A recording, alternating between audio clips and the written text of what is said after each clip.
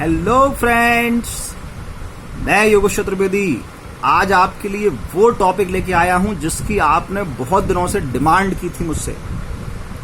Friends, ये जो अनुगमन वेग है, ड्रिफ्ट वेलोसिटी है, कई सारे स्टूडेंट्स मुझसे बहुत दिन से कह रहे हैं कि सर आप इस टॉपिक को पहले समझा दीजिए, लेकिन हम चूंकि क्रम से चल रहे हैं, अपने टॉपिक वाइज टॉपिक लेकर आ रहे हैं, इसलिए समय लग गया।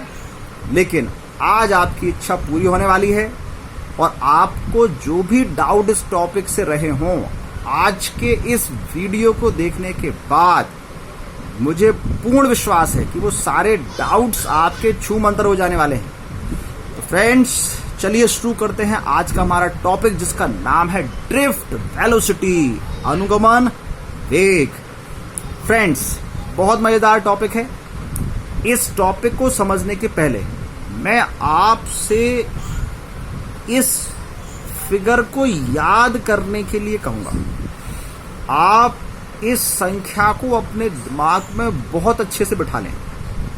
क्या है ये चीज? ये है चालकों में मुक्त इलेक्ट्रॉन घनत्व। कितना होता है? 10⁻29 10 की घात 29 प्रति घन मीटर। मतलब चालक के 1 घन मीटर आयतन में मुक्त इलेक्ट्रॉनों की संख्या 10 की घात 29 होती है। बहुत बड़ी संख्या है, बहुत ज्यादा मुक्त इलेक्ट्रॉन होते हैं चालकों में, इसीलिए उनमें आवेश का प्रवाह बहुत इजीली, बहुत आसानी से हो जाता है। अब अगर आप में से कुछ फ्रेंड्स मुक्त इलेक्ट्रॉन किसे कहते हैं, ये अगर भूल गए हैं तो फिर चलिए, अच्छा, मैं आपको मुक्त इलेक्ट्रॉन क्या होते हैं ये सारी कहानी जल्दी जल्दी समझाने वाला हूं। तो फ्रेंड्स, ये सब हम जानते हैं, कोई भी पदार्थ हो वो किससे मिलकर बना है? अणुओं से। अणु किससे मिलकर बने हैं? परमाणु से। परमाणु की अपनी एक संरचना है। वो संरचना कैसी है कि उसके सेंटर में पॉजिटिव चार्ज वाला नाभिक है, बाहर कक्षाएं हैं जिनमें इलेक्ट्रॉन चक्कर लगा रहे हैं। जो इलेक्ट्रॉन सबसे पास वाली कक्षा में है उसमें उस धनावेश के कारण सबसे ज्यादा आकर्षण है। जो सबसे बाहर वाली कक्षा में है उस पर आकर्षण सबसे कम है। अब इलेक्ट्रॉन के परमाणु की ये विशेषता है कि जो उसके सबसे बाहर वाली कक्षा के इलेक्ट्रॉन हैं उन पे नाभिक के कारण जो बल लगता है वो बहुत कम लगता है, इसलिए वो इजीली उस कक्षा को छोड़ देते हैं। और जो उस कक्षा को छोड़ देंगे, जो उस कक्षा से फ्री हो जाएंगे, वही कहलाएंगे फ्री इलेक्ट्रॉन्स या मुक्त इलेक्ट्रॉन। तो ऐसे मुक्त इलेक्ट्रॉनों की संख्या हमारे चालक में इतनी ज्यादा होती है। अब ये मुक्त इलेक्ट्रॉन के निकल जाने से उस परमाणु का क्या होता है? तो आप जानते हैं, जहां इलेक्ट्रॉन निकलेगा इलेक्ट्रॉन की कमी होगी, मतलब वो धनायन बन जाएगा। तो जितने धनायन है उतने ही इलेक्ट्रॉन्स हैं, मतलब कुल आवेश तो अब भी 0 है। तो ये धनायन क्या सर इस प्रकार गति कर सकते हैं जैसे इलेक्ट्रॉन करते हैं? जी नहीं।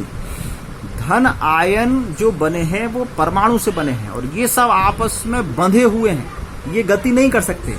गति केवल कौन कर सकता है चालक में? ये फ्री इलेक्ट्रॉन्स। तो चालक में आवेश वाहक कौन है?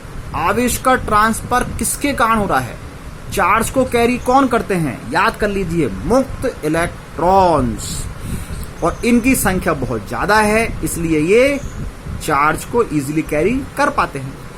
अच्छा, ये जो गति करते हैं तो इनकी चाल कितनी है? तो देखो, आपको सुनकर जानकर आश्चर्य होगा।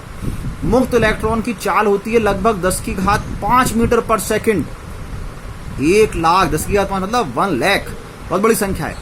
किलोमीटर में चेंज कर दूं इसको तो लगभग 100 किलोमीटर पर सेकंड की कोटि की है। अगर आपको याद हो, 11th क्लास में आपने पलायन वेग पढ़ा था जिसकी वैल्यू थी 11.2 किलोमीटर पर सेकंड। ये कितना है? 100, लगभग 9-10 गुना ज्यादा। तो इसका मतलब इलेक्ट्रॉन चले और ऐसे मुक्त हुए कि पृथ्वी को ही छोड़ गए? जी नहीं। ऐसा क्यों सर? अगर इनकी चाल इतनी ज्यादा है तो फिर ये तो पलायन वेग से भी ज्यादा चाल है, इनको मुक्त हो जाना चाहिए, पृथ्वी से ही मुक्त हो जाना चाहिए, लेकिन ये इतनी चाल कभी प्राप्त ही नहीं कर पाते हैं। अच्छा, ऐसा क्यों? तो देखिए, ये सारा कॉन्सेप्ट कैसा है, आप एक कहानी से, एक उदाहरण से समझें। आप समझ लीजिए कि आपके गांव में, शहर में, मोहल्ले में कहीं एक सूचना आई कि बहुत बड़े नेताजी आ रहे हैं और उनकी एक बहुत बड़ा जुलूस, बहुत बड़ी रैली निकलेगी। तो वहां पर बहुत व्यक्तियों को एकत्रित करना है ताकि उनकी बहुत अच्छी रैली निकले। तो जो भी ग्राउंड, मोहल्ला, जहां जगह है, वहां धीरे धीरे लोगों का आना इकट्ठा हो गया। वो सब किस लिए आए हैं? रैली में जाएंगे। सब अपने वाहन लेकर आए हैं। तो बहुत ज्यादा संख्या में, इतनी ज्यादा संख्या में वो सब उस ग्राउंड में एकत्रित हो गए हैं। सबके पास अपनी अपना वाहन, अपनी अपनी गाड़ियां हैं और उन गाड़ियों में स्पीड भी खूब है, मतलब वो बहुत स्पीड से चल सकते हैं। लेकिन अभी उनको आदेश नहीं मिला है। आदेश नहीं मिलने का मतलब अभी उनको ये नहीं बताया गया कि हमको कब चलना है, नेताजी कब आने वाले हैं। तो वो क्या करेंगे? उसी ग्राउंड में गाड़ी खड़ी करके दाएं बाएं घूमते रहेंगे। तो ऐसा ही इनके साथ है। ये जो इलेक्ट्रॉन है, ये इलेक्ट्रॉन गति कर रहे हैं, इतनी ज्यादा इनके पास स्पीड भी है, लेकिन किसी निश्चित दिशा में नहीं कर रहे हैं। निश्चित दिशा में ना करने के कारण आपस में टकराते रहते हैं, दाएं बाएं घूमते रहते हैं और किसी एक डायरेक्शन में इनका फ्लो नहीं हो पाता है। इसलिए किसी भी चालक में स्वतः ही धारा प्रवाहित नहीं होती। अगर आप ऐसा सोच रहे हैं कि कोई भी चालक में मुक्त इलेक्ट्रॉन है, उनके पास आवेश है, वो गति भी कर रहे हैं, तो फिर तो कोई भी कंडक्टर स्वयं ही करंट जनरेट कर देना चाहिए। लेकिन ऐसा वो नहीं करता है। क्यों नहीं करता है? क्योंकि करंट आवेश के प्रवाह का एक निश्चित दिशा में प्रवाह है। केवल आवेश का चलना ही करंट नहीं है। आवेश का किसी एक निश्चित डायरेक्शन में चलना क्या कहलाता है? करंट। तो यहां पर जो आवेश है, ये जो इलेक्ट्रॉन है, ये चल तो रहे हैं, गति तो कर रहे हैं, लेकिन किसी एक निश्चित दिशा में इनकी मूवमेंट नहीं है। इस कारण करंट किसी एक दिशा में फ्लो नहीं हो पाता है। तो करंट कब फ्लो होता है? तो हम जानते हैं जब हम चालक के सिरों पर विभवांतर आरोपित करते हैं तो करंट फ्लो होता है। तो ये विभवांतर आरोपित करने से क्या होता है? ये हमने एक सिरा बनाया पॉजिटिव, एक बनाया नेगेटिव, तो विभव का अंतर हो गया। ये उच्च विभव हो गया, निम्न विभव हो गया। तो ये विभवांतर क्या करेगा? ये विभवांतर इसके अंदर एक विद्युत क्षेत्र उत्पन्न करेगा। वो विद्युत क्षेत्र इन इलेक्ट्रॉनों पर एक बल लगाएगा और उस बल के कारण ये एक निश्चित दिशा में गति करना स्टार्ट करेंगे। जैसे ही उनको आदेश मिला कि नेताजी यहां से 2 किलोमीटर दूर पहुंच गए हैं, उनका काफिला वहां से रवाना होगा, चलो, तो क्या होगा? सभी लोग अपनी अपनी बाइक उठाएंगे और उस दिशा में जाना स्टार्ट कर देंगे। तो ऐसे ये लोग जाना स्टार्ट, ये इलेक्ट्रॉन्स जाना स्टार्ट कर देते हैं। जैसे जैसे विभवांतर आप बढ़ाते जाते हैं, वैसे वैसे इन पे बल बढ़ता जाता है और ये एक दिशा में चलना स्टार्ट कर देंगे।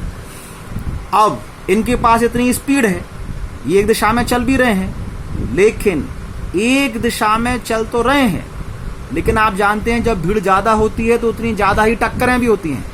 इस कारण ये इतनी स्पीड कभी प्राप्त ही नहीं कर पाते और आपस में टकरा टकरा के, फिर जैसे ये यहां से चला, इससे टकराया, फिर रुक गया, फिर उसने अपनी गाड़ी उठाई, फिर चला, फिर टकराया, फिर रुक गया। तो ऐसे टकरा टकरा के ये एक सिरे से दूसरे सिरे तक पहुंचते हैं। और आपको जानकर आश्चर्य होगा, यदि किसी एक इलेक्ट्रॉन का मैं आपको मार्ग दिखाऊं एक सिरे से दूसरे सिरे तक जाने का, तो इतना ज्यादा टेढ़ा मेढ़ा या इससे भी और टेढ़ा मेढ़ा हो सकता है। तो इतने टेढ़े मेढ़े मार्ग, इतनी टक्कर होने के कारण जब इसका एक सिरे से दूसरे सिरे तक का औसत वेग निकाला गया या औसत चाल निकाली गई, तो कितनी आई? लगभग 10 की घात -4 मीटर पर सेकंड की कोटि की। सोचिए इनकी बाइक कितना चल सकती है? 10 की घात 5 मीटर पर सेकंड की कोटि का। लेकिन ये इतने ज्यादा समय बाद पहुंचे कि इनकी औसत चाल कितनी निकली? मात्र 10 की घात -4 मीटर पर सेकंड की कोटि। तो इसी औसत चाल का ही नाम क्या है? अनुगमन वेग। इसी औसत वेग को हमने अनुगमन वेग नाम दिया है। तो किसी चालक के सिरों पर विभवांतर आरोपित करने पर उसके अंदर चालक के ऋणात्मक सिरे से धनात्मक सिरे की ओर मुक्त इलेक्ट्रॉनों के औसत वेग को ही अनुगमन वेग कहते हैं।